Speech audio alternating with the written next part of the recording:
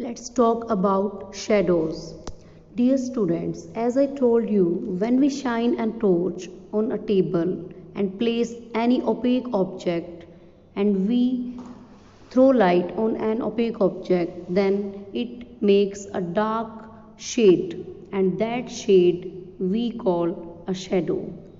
We all have seen shadows and we also enjoy the formation of these shadows.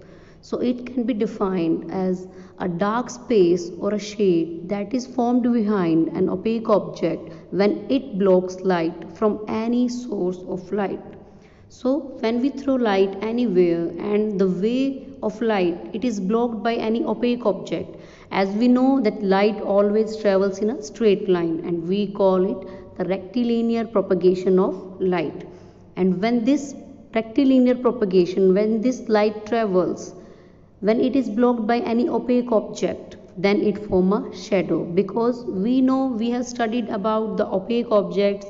These are the objects, mainly these are the solids, and these are the objects which do not allow light to pass through them. So they will block the way of the light and they create shadow, a dark or shade, we can say a dark space. It is formed behind any opaque objects which obstruct the way of light, and in this way shadows are formed.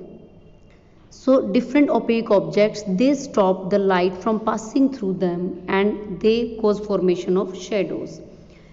Opaque objects we have seen do not allow light to pass through them. As transparent objects, they allow all the light to pass through them, so no shadows are formed when transparent objects are there. And if we talk about translucent objects, they allow some light to pass through them but not all.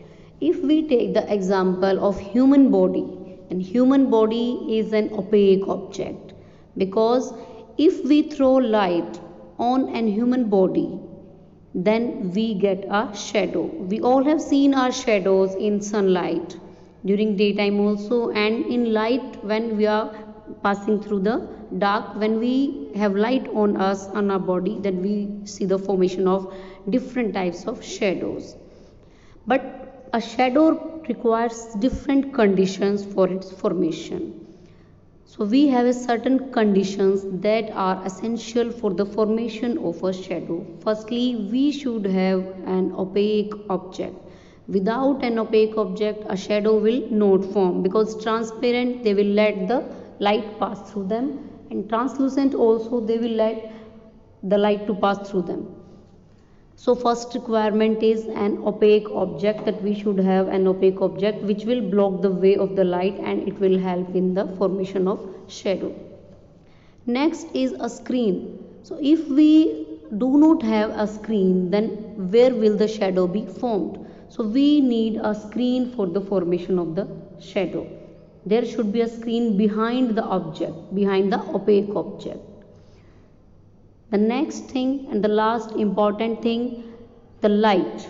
Without light, how can a shadow be formed? So whether it is a natural light or it is a torch light, we need light, because without light, no shadow will be formed.